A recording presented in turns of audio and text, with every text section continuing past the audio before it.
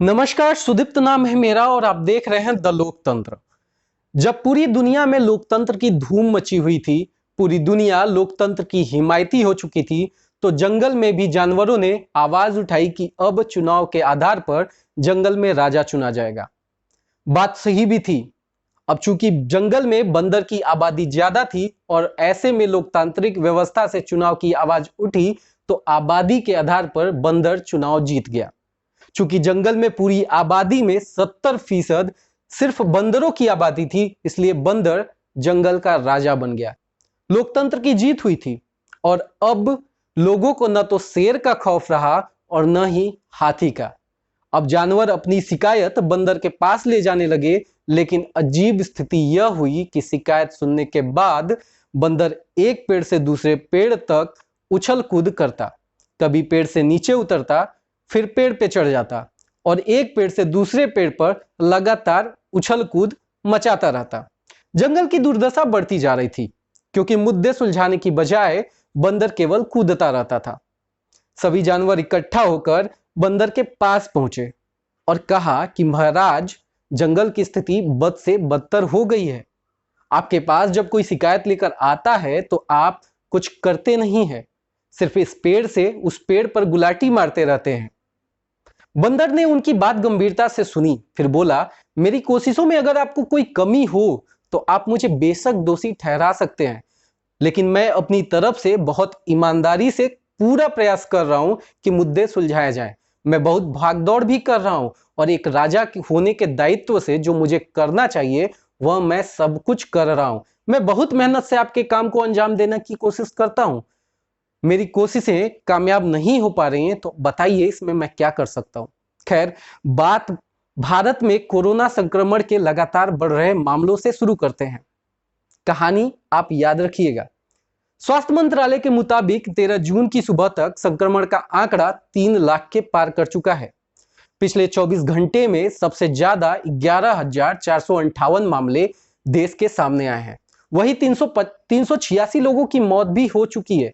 देश में कुल मामलों की संख्या 3,08,993 हो गई है। भारत दुनिया भर में कोरोना वायरस से बुरी तरह प्रभावित देशों की सूची में चौथे नंबर पर आ गया है। ध्यान देने वाली बात यह है कि देश में महज 10 दिनों में कोरोना वायरस संक्रमण के मामले 2 लाख से बढ़कर 3 लाख के पार हो गए हैं। वहीं भारत में सबसे ज्यादा कोरोना संक्रमित राज्यों की टॉप 5 की लिस्ट में सबसे ऊपर महाराष्ट्र है, जहां अब तक 1,01,141 मामले सामने आ चुके हैं। इसके बाद दिल्ली 36,824, तमिलनाडु 40,698 और गुजरात 22,527 है, जबकि उत्तर प्रदेश में अब तक 12,616 कोरोना पॉजिटिव केस सामने आ चुके हैं। इस लिस्ट में इन 5 राज्यों में अब तक 2,13,806 कोरोना मामले सामने आ चुके हैं। भारत की यह स्थिति तब है जब हम अपनी टेस्टिंग को लेकर एक सीमित और तय परिभाषा लेकर चल रहे हैं और उतना टेस्ट नहीं कर रहे जितना हमें भारत की जनसंख्या के हिसाब से करना चाहिए। खैर, बात बढ़ते आंकड़ों की भी नहीं है। एक बारगी अगर हम भारत सरकार के कोरोना पर आधारित विश्लेषणों के डाटा साइंस पर निश्चिंत हो भी जाएं, तो जिस तरह की तस्वीरें दिल्ली से सामने आ रही हैं, हमारा डरना लाजिमी है। और ऐसे में जब संक्रमित होने की दशा में अस्पतालों में बेड नहीं मिल रहे और बेड पर्याप्त संख्या में उपलब्ध भी हैं, तो अस्पतालों के बेहिसाब रकम को देखकर लोगों में इलाज कराने की हिम्मत नहीं पड़ रही, तो ऐसे में क्या किया जाए।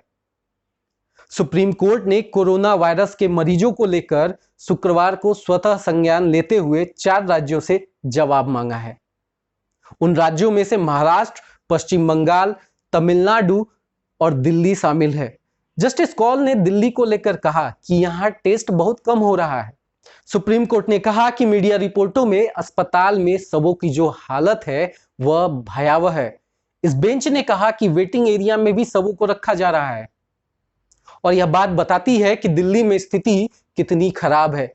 दिल्ली के उप मुख्यमंत्री सिसोदिया ने भी एक बयान में कहा कि जुलाई के अंत तक दिल्ली में कोरोना के 5.5 लाख मरीज हो जाएंगे। क्या बढ़ते हुए आंकड़ों की स्थिति और दिल्ली से लगातार मिल रही तस्वीरें आपको आतंकित नहीं करती? शुरुआती दौर में केंद्र से लगायत राज्य सरकारों तक ने खूब गाल बजाए कि स्थिति नियंत्रण में है। फिर अब ऐसा क्या हो गया कि अमित शाह को भी कहना पड़ गया कि कोरोना से लड़ने में हमसे कुछ चूक हुई है। किसी ने मुझसे कहा था कि तुम 24 घंटे व्यस्त रहो और कहो कि मैं लगातार काम कर रहा हूं, लेकिन अगर रिजल्ट नहीं आता तो तुम्हारा काम करना बेमतलब है या फिर तुम काम ही नहीं कर रहे। सभी सरकारें उस कहानी वाले बंदर की तर्ज पर ही आज काम कर रही हैं, लेकिन रिजल्ट नहीं आ रहा। क्यों नहीं आ रहा ये आप और हम बखूबी जानते हैं, और यह बात साबित है कि आप एक सरकार के तौर पर नाकाम हुए हैं। आप लाख कह लें या गलतियों का ठीकरा एक दूसरे के सर पर फोड़ लें, लेकिन सच यही है कि हालात अब बेकाबू हैं और आपकी मेडिकल फैसिलिटी पूरी तरह चरमरा गई है। आप सबको इलाज मुहैया नहीं करा पा रहे। दिल्ली ने तो दूसरे राज्यों के मरीजों के प्रति संवेदनहीनता दिखाते हुए अपने दरवाजे तक बंद कर लिए थे। शुरू से बहस के केंद्र में यह रहा है कि विदेश से बीमारी लाने वालों की सजा कमजोर वर्ग भुगत रहा है। और देखिए कि वाकई सरकारों ने गरीब तबके को इलाज मुहैया कराने से लगभग इनकार ही कर दिया है। सीधे मना कर दो या कह दो कि बेड खाली नहीं है, बात तो एक ही है। आपकी नाकामियों की फहरिस्त इतनी लंबी है कि क्या क्या गिनाए। किसी भी दल ने सेवा की जगह सियासत करने में ज्यादा दिलचस्पी दिखाई है, और जैसा कि मैं पूर्व से कहता आया हूं, मुद्दे आपके लिए महज सत्ता हस्तांतरण का टूल भर है।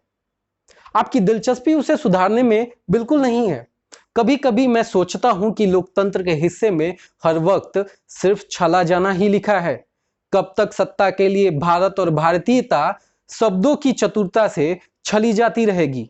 प्रचार की तन्मयता और सत्ता पाने की ललक सुविधाओं को दुरुस्त करने में कब आएगी? बंदरों की जमात तैयार कर लोकतंत्र को बाईपास करने का कार्य कब तक होता रहेगा? इसी चंद सवालों के साथ मैं आपसे इजाजत चाहता हूं। संवाद का सिलसिला चलता रहेगा। द लोकतंत्र को लाइक और सब्सक्राइब कर दीजिए। नमस्कार।